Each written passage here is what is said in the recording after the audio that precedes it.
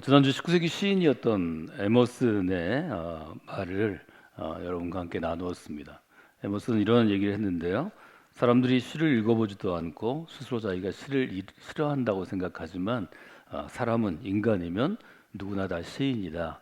이런 이야기를 시에 대해서 남겼습니다.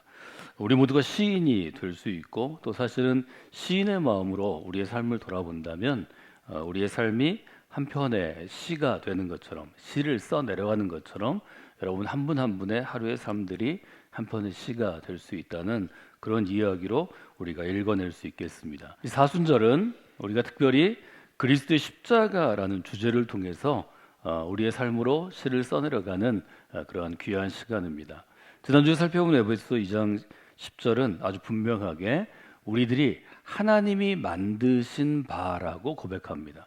그래서 개역 한글판은 우리는 그가 만드신 바라, 또 현대어 번역들은 우리는 하나님의 작품입니다라고 분명하게 고백합니다. 여기에 쓰여 있는 단어가 포이에마라는 헬라어인데요. 이것은 하나님께서 만드신 것, 즉 하나님께서 만드시고 이루어 주신 것, 우리의 창조의 모든 세계를 의미하기도 하고 그 당시에 헬라어로 쓰여진 다른 책들, 그리스 로마 시대 가운데 쓰여진 책들은 이 포에마라는 단어를 어떤 공예가나 혹은 장인이, 지금으로 얘기하면 어떤 아티스트가 만든 자기의 작품, 그 중에서 아주 잘 만들어져서 대표할 만한 그런 작품이었기 때문에 우리는 하나님의 작품이라고 그렇게 번역을 하는 것을 우리가 살펴보았습니다. 그런데 이 포에마라는 단어에서 시작돼서 파생되어서 우리가 지금 제일 잘 쓰는 말 중에 하나가 포엠이라는 말입니다. 이것은 시라는 뜻이죠. 그래서 우리말로 한자어 시로 번역됩니다. 그래서 우리는 그가 만드신 바라 하는 것을 좀 더 풀이해 보면 우리는 하나님의 작품입니다. 이렇게 고백할 수 있고 헬라어의 어원을 따라서 쓰면 우리는 하나님의 시입니다. 이렇게 고백할 수도 있다는 것을 지난주 살펴보았습니다. 이 시라는 말을 우리가 헬라어의 어원에 따라서 해석할 수도 있지만 제가 그 왕대일 교수님의 해석에 따라서 한자어로 시를 우리가 쓰는 것도 말씀 원변에 절사자를 써서 거룩한 곳, 어떤 종교적인 경건함이 있는 곳에서 다듬어진 말이다. 이렇게 해석할 수 있는 것을 함께 나누었습니다. 그래서 시는 산문과는 다르게 여러 다양한 언어 중에 혹은 긴 문장 중에서 아주 압축하고 압축된 함축된 언어로 쓰여진 운문이기 때문에 우리가 다양하게 얘기할 수 있죠. 그래서 여러분들이 여러분 자신을 소개할 때에도 오늘 아침에 날씨를 소개할 때에도 오늘은 봄날이고 따뜻하고 화창하고 목련꽃이 피었습니다. 이렇게 쓰는 것은 일종의 설명체의 산문이고 운문은 그 수많은 단어, 오늘 아침을 얘기할 수 있는 단어 중에서 선택해서 또 줄여서 즉 다듬어서 쓰는 것이 시라는 거죠. 그래서 우리가 하나님의 시라는 것은 하나님께서 우리를 만드실 때 또 지금의 나를 형성하시고 좀 더 성숙한 인격체로 성숙한 그리스도인으로 만드실 때 지우고 깨뜨리시고 다듬으시고 빚으신다는 다양한 의미가 우리 안에 있다는 것을 여러분이 한번 생각해 보시도록 제가 지난주에 말씀을 드렸습니다. 오늘 우리가 생각할 것은 그러면 어떻게 하면 우리가 하나님의 손으로, 즉 작가의 손으로 다듬어지고 빚어지고 깨뜨려지고 다시 다듬어지는 과정을 통해서 하나님의 시가 될 텐데 우리를 시로 읽는 독자들에게, 즉 우리 주변의 누군가 사람들에게 어떻게 하면 하나님의 시로 우리가 읽혀질 수 있는가 하는 것을 이 에베소서의 흐름에 따라서 에베소서의 해석에 따라서 한번 살펴보시면 좋겠습니다.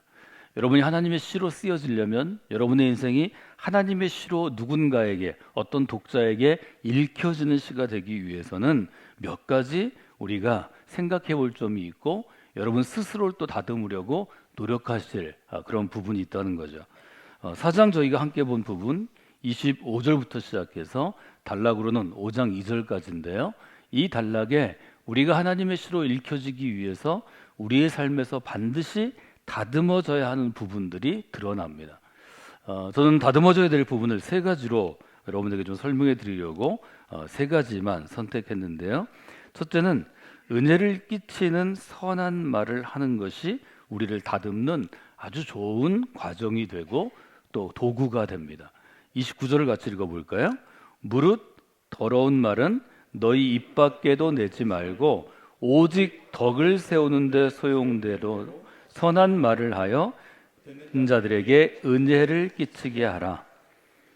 그래서 좀 문장은 길지만 축약해서 얘기하면 선한 말을 하라는 것이고 그 선한 말은 은혜를 끼치는 말이라는 거죠. 그래서 저는 은혜를 끼치는 선한 말을 하는 것이 우리 자신을 하나님의 시로 다듬는 굉장히 중요한 작업이라고 생각합니다. 그래서 이것은 언어의 영역입니다. 즉 말의 영역입니다. 하나님의 시로 다듬어지기 위해서는 우리의 입술이, 우리의 언어가 훈련돼야 한다는 거죠.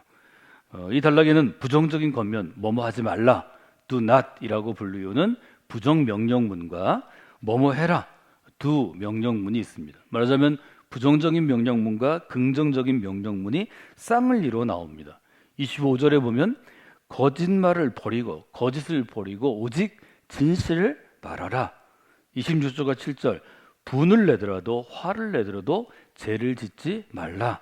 28절 도둑질하지 말고 자기 손으로 일하여 선한 일을 하라. 구제하라. 29절 악한 말을 하지 말고 선한 말을 하라. 30절 성령을 슬프게 하지 말라. 31절 32절 모든 악한 것을 버리고 서로 인자하게 대하여 불쌍히 여기며 서로 용서하라. 그 당시 글을 쓰는 말하자면 글 쓰는 훈련을 받은 학자들이, 지성적인 사람들이 했던 것은 이런 대조를 이루는 것입니다. 그래서 어떤 뜻이 대조를 이루기도 하고 그 다음에 지금처럼 긍정의 명령과 부정의 명령이 서로 교차하는 그런 글들을 썼는데요. 첫 번째로 우리가 생각할 수 있는 것은 새 사람이 되고 구원받은 성도들은 악한 말이나 불건전한 말을 하지 않으려고 노력해야 한다는 거죠. 여기 더럽다로 번역된 헬라어 단어는 어떤 뜻이냐면 썩어 있는 이라는 단어입니다. 부패한이라는 단어입니다. 우리의 말 중에도 썩어 있는 말이 있고 부패한 단어가 있다는 거죠. 여러분이 그리스도인이 되고 새 사람이 되고 하나님의 시가 주는 어떤 이미지, 느낌, 영향을 주기 위해서는 여러분이 한마디 말을 해도 썩은 말, 즉 죽은 말이 아니라 생명을 살리는 말을 해야 하고 부패한 말이 아니라 생명에 건강을 주는 생명력 있는 언어로 바꿔야 한다는 거죠. 여러분이 이 한 주간 또 이어지는 고난주간 이 사순절 동안에 여러분의 언어를 하나님께서 다듬어 주시기를 원합니다. 여러분 스스로 다듬기 위해서 노력하는 분들이 되시면 좋겠습니다. 여기서 말하는 악한 말, 더러운 말, 썩은 말, 부패한 말은 어떤 것인가 하면 공동체를 깨뜨리는 말입니다. 교회 공동체의 분열을 조장하는 말이 있습니다. 여러분 그런 말을 하는 사람들을 조심하셔야 합니다. 그런 말은 그냥 나오는 게 아니고 그 말은 악한 마음 혹은 악한 생각으로부터 나온다고 야고보서는 지적합니다.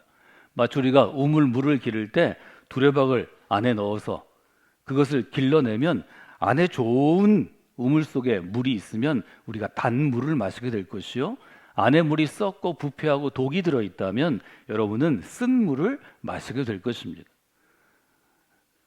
우리의 언어는 마치 그런 것 같다는 거죠. 다른 사람에게 상처를 주는 말, 이 말은 교회 공동체를 무너뜨립니다. 여러분 가족들이 서로 언어 생활하는데요, 대부분 가족들은 굉장히 가까울 것 같지만 오래 살면 제일 미워하는 사람, 그러면 가족들을 적는 사람이 많이 있습니다. 우리 수련회에 가면 제일 미워하는 사람 엄마 이렇게 씁니다. 이걸 알려줄까 말까 다 제가 고민하기도 합니다. 제가 볼 때 그 집사님은 제가 볼 때 아주 좋은 분으로 보여지고 또 봉사하는 분인데 그 아들과 딸은 수련회에 가서 가장 회개해야 될 사람 엄마, 하나님 보시기에 부적합한 사람 아빠. 너무 당황스럽죠. 그래도 그분들은 집사요, 권사요, 장로니까 괜찮죠? 만약에 저희 아이가 수련회 가가지고 이 세상에서 제일 북률해서 하나님의 은혜가 필요한 사람 아빠, 저는 교회를 떠나야죠. 쉬운 게 아니죠. 사랑하는 여러분, 악한 말이나 불건전한 말이 우리에게 무엇을 주는가를 아셔야 합니다. 개인적으로는 상처를 주고 교회적으로는 혹은 여러분이 섬기는 신앙 공동체로는 무너뜨리는데, 즉 분열과 갈등과 무너짐을 조장하는데 문제가 됩니다. 이것은 굉장히 중요한 문제입니다. 그래서 저희가 교회 안에서 중직을 선택할 때, 중요한 사역에서 리더십을 선택할 때 가장 많이 보는 것은 평소에 그분의 언어 생활입니다. 여러분, 이것은 뭐 친하고 친하지 않고 어떤 개인의 선택이고 선택이 아닌 것이 아닙니다. 언어는 굉장히 중요한 것입니다. 우리가 알 수 없는 여러분의 속 깊은, 마음속 깊은 곳, 영혼 깊은 곳을 약간씩 비추어 볼 수 있는 실마리가 됩니다. 이 점을 이 사순절에 잘 생각해 보시면 좋겠습니다. 여기 보면 덕을 세우는데 라는 구절이 등장하는데요. 바울 사도가 가장 중요한 문제라고 생각한 것은 그리스도의 몸인 교회를 세우는 것이었습니다. 우리가 꼭 암송해야 되는 구절 중에 에베소에 몇 군데가 있는데 그 중에 4장 12절 이하가 있습니다. 어떤 사람은 사도로, 선지자로, 복음 전하는 자로, 목사와 교사로 세우셨으니 이는 성도를 온전하게 하고 봉사일을 하게 하여, 그 다음이 중요하죠, 그리스도의 몸을 세우려 하심이라. 저는 여러분들이 그리스도인은 어떤 사람입니까? 그러면 첫 번째 우리의 목표점, 우리의 타깃에 그리스도의 몸을 세우는 사람, 이렇게 완전히 좀 기억하시면 좋겠습니다. 그리스도의 몸을 세운다는 것은 교회 공동체를 세우는 것이고 신앙의 공동체를 세우는 것입니다. 여러분의 가정이 여러분에게 1차적으로 세워야 할 그리스도의 몸이 된 교회와 같은 신앙 공동체입니다. 여러분이라는 일터나 직장도 공동체입니다. 우리가 살아가는 이 도시도 공동체입니다. 우리가 국적을 갖고 있는 이 대한민국도 큰 의미의 공동체입니다. 그렇기 때문에 우리가 무엇을 하든지 세우는 사람이 되어야 한다라는 것을 기억하시면 좋겠습니다. 그래서 그리스도인은 그리스도의 몸을 세우는 사람이고, 그리스도의 몸을 세운다는 것은 영적인 측면에서 볼 때, 그리스도의 관점에서 볼 때, 성서의 관점에서 볼 때 건강한 신앙 공동체를 이루는 것입니다. 이 점을 여러분들이 분명하게 돌아보시는 귀한 시간이 되시면 좋겠습니다. 두 번째, 저는 생활의 영역을 좀 정리해 보려고 합니다. 첫 번째는 개인의 언어의 영역, 내 마음으로 생각하고 그것들을 말로 옮기는 것이라면, 두 번째는 생활의 영역입니다. 28절 같이 한번 읽어볼까요? 도둑질하는 자는 다시 도둑질하지 말고 돌이켜 가난한 자에게 구제할 수 있도록 자기 손으로 수고하여 선한 일을 하라. 두 번째는 일종의 언어 영역이 아니고 생활의 영역, 삶의 문제, 삶의 훈련입니다. 처음 시작이 도둑질하는 자는 다시 도둑질하지 말라 이렇게 되어 있는데요. 이때 성경을 주석하는 신약학자들은 이 시제가 현재형인 것을 강조합니다. 우리가 새로운 사람이 되었지만, 구원받은 성도가 되었지만, 그리스도를 살겠다고 결단했지만, 그 이전의 도둑질은 하나님께서 묻지 않고 용서해 주신다고 말씀해 주셨습니다. 문제는 현재입니다. 그리스도인이 되었는데 여전히 이전에 하던 도둑질을 계속하고 있다면 이것은 문제가 된다는 거죠. 예를 들어 우리가 살아가면서 눈에 보이는 도둑질을 여러분이 아마 한 번도 하지 않으실 것입니다. 그런데 도둑질이라고 에베소가 규정하는 도둑질은 어떤 것인가 하면 내 것이 아닌 것을 내가 취하는 것입니다. 이건 십계명에서도 굉장히 중시하는 것이었습니다. 지난 이틀 전 목요일과 금요일에 부산에서 국민일보 자문위원회가 열렸는데요. 각 교단을 좀 대표할 수 있는 한 15개 정도 교회의 목사님들이 함께 모여서 국민일보를 하나님의 언론으로 세우는 일을 주로 논의하고 또 저희들이 그 일들을 하는 그러한 일들입니다. 저희가 창립 30주년을 맞았을 때 2010년에 제가 처음으로 초청해서 저희 집회를 인도하신 분이 부산에서 목회하시는 박정근 목사님이십니다. 사설계는 저와도 연관이 있지만 이분이 침례기관에서 성경을 좀 강해 설교하는데 굉장히 오랜 노력을 기울이신 분이고 설교로 알려진 분이기 때문에 저기 오셨던 것을 여러분 중에 기억하시는 분들이 있을 텐데요. 이분이 은퇴하시고 작년에 은퇴하시고 제가 처음 뵙게 되었습니다. 근데 이분이 하신 말 중에 이분뿐만이 아니라 비슷한 경험을 많이 하는데요. 이분이 저보다 한 10년 정도 가까이 차이가 나시니까 미국 유학을 갔을 때 일해서 공부를 해야 됐습니다. 근데 제일 소득이 많고 또 힘든 일이 낮에는 학교에서 공부하고 밤에 한밤중에 새벽까지 빌딩 청소하는 것입니다. 건물 청소를 일종의 불화를 받아서 운영하는 한국 사람들이 한국인들이 많은 도시마다 많이 있습니다. 사업하시는 분들이죠. 거기 주로 이제 유학생들이 가서 일을 했는데요. 이분이 몇 년간 힘든 일을 하면서 이 구조를 깨달았다고 그렇게 얘기합니다.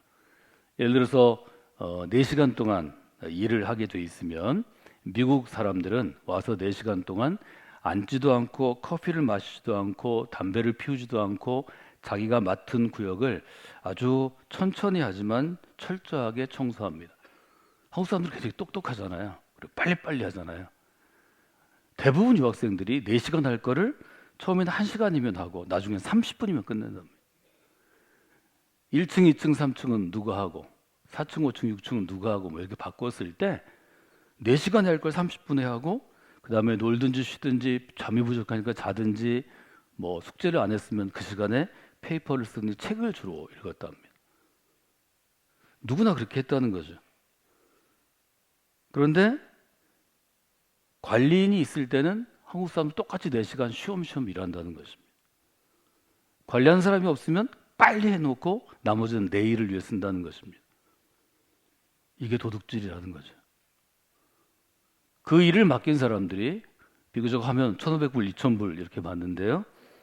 청소를 주는 이유는 1층, 2층, 3층을 4시간 동안 청소해야 놓치는 부분 없이 깔끔하게 청소가 되기 때문에 4시간을 준다는 거죠. 중간에 물론 2시간 청소하고 쉬는 시간이 있는데 미국 사람들이 쉬는 15분 동안만 의자에 앉고 자기가 싸온 커피 마시고 좀 쉬다가 일해야 되는 시간이 되면 또 그 시간에 일어나서 자기 청소하는 데가 청소한다는 거죠. 이분이 여러 가지를 생각했다는 거죠. 결국 우리에게는 아직 스스로 맡겨진 일을 마치 하나님이 보시는 것처럼 하는 성숙한 시민의식은 우리에게 너무 부족하다는 거죠. 이것은 비단 미국에서 유학하던 사람들이 느낀 것뿐만 아니라 중동에 가서 건설을 하던 70년대, 80년대, 90년대 한국의 노동자들이 똑같은 일을 했습니다. 한국의 노동자들은 자기에게 맡겨진 만큼을 주면 10시간 할 거를 4시간, 5시간에 빨리 하고 쉬든지 자기 일을 한다는 것입니다.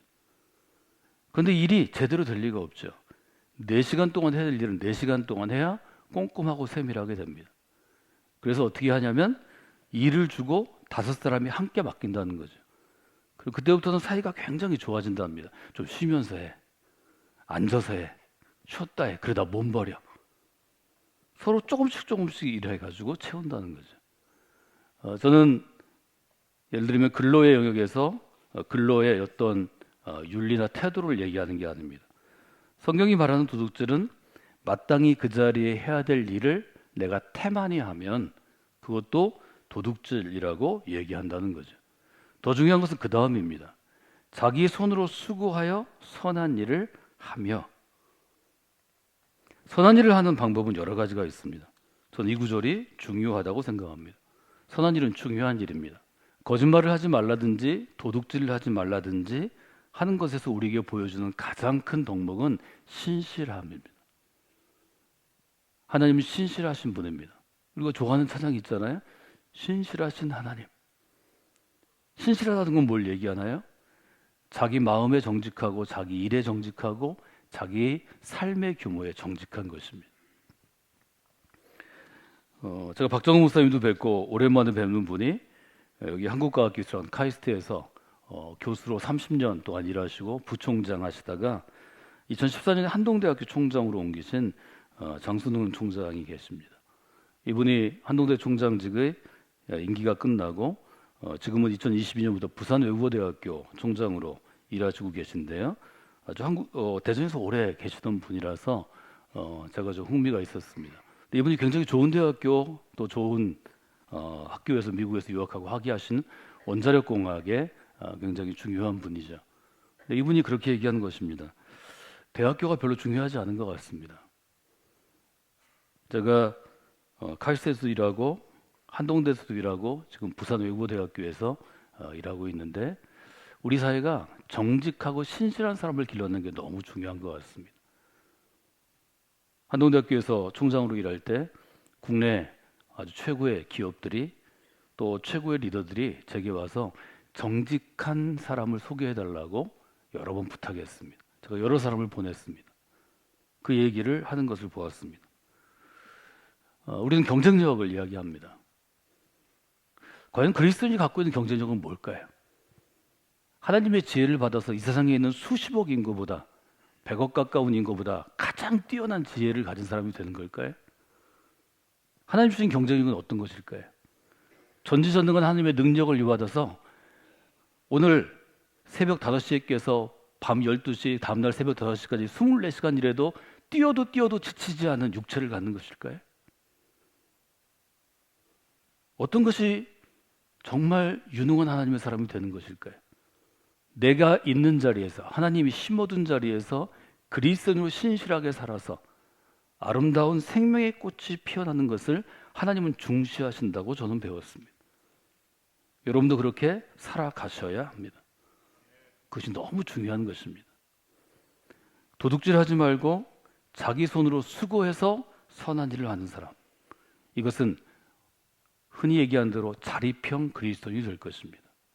저는 여러분이 그 하나님의 원리와 원칙들을 여러분의 삶으로 써내려가는 아주 소중한 시가 되시면 좋겠습니다. 세 번째로는 어떤 것을 얘기하나요? 세 번째로는 공동체의 영역입니다. 우리가 공동체를 이룬다는 것은 함께 살아가는 삶을 통해 이루기 때문에 이것은 저는 관계의 문제라 이렇게 보았습니다. 32절에 이렇게 되어 있죠. 서로 친절하게 하며 불쌍히 여기며 서로 용서하기를 하나님이 그리스도 안에서 너희를 용서하심과 같이 하라. 31절 32절이 연결되어 있는데요. 공동체에서는 버려야 할 것과 실천해야 할 것을 나눠서 얘기합니다. 여러분이 신앙생활하고 교회생활합니다. 교회생활에서 버려야 할 것 31절에 있습니다. 모든 분노를 버리십시오. 노함을 버리십시오. 화내는 것 버리십시오. 고함치고 소리치는 것 버리십시오. 욕하는 것 버리십시오. 무엇보다 악한 의지, 악한 생각을 버리셔야 합니다. 이것이 교회를 세우는 것입니다. 여러분, 우리가 공동체를 세우는 것, 또 우리의 삶에서 버려야 할 것과 실천할 것을 잘 구분하시면 좋습니다. 여기 버려야 될 것은 제가 설명 안 해도 우리 모두가 이렇게 살아가니까 쉽게 알 수 있을 것 같습니다. 실천해야 될 것은 여기 세 가지로 얘기합니다. 서로 인자하게 대하십시오. 서로 불쌍히 여기십시오. 이것은 연민의 감정을 가지고 자비를 베푸는 것입니다. 서로 용서하십시오. 인자함과 불쌍히 여기는 것과 용서는 하나님께 속한 것입니다. 하나님의 속성입니다. 하나님께서는 하나님의 백성을 인자하게 대하시고 불쌍히 여기시고 그들의 죄까지도 용서해 주십니다. 우리로 하여금 이렇게 살아가라고 권하시는 거죠. 여러분, 이 사순절에 우리가 마땅히 버려야 할 것들은 버리시고 마땅히 실행해야 될 것들은 실행하는 일들을 반드시 하루에도 여러 번씩 여러분들이 실천하시는 분들이 되시면 좋겠습니다. 4장에서 끝나는 게 아니고 결론은 5장에서 끝납니다. 그래서 5장 1절은 우리에게 하나님을 본받는 자가 되라고 도전합니다. 저는 이것을 도전이라고 생각합니다. 5장 1절, 그러므로 사랑을 받는 자녀같이 너희는 하나님을 본받는 자가 되라.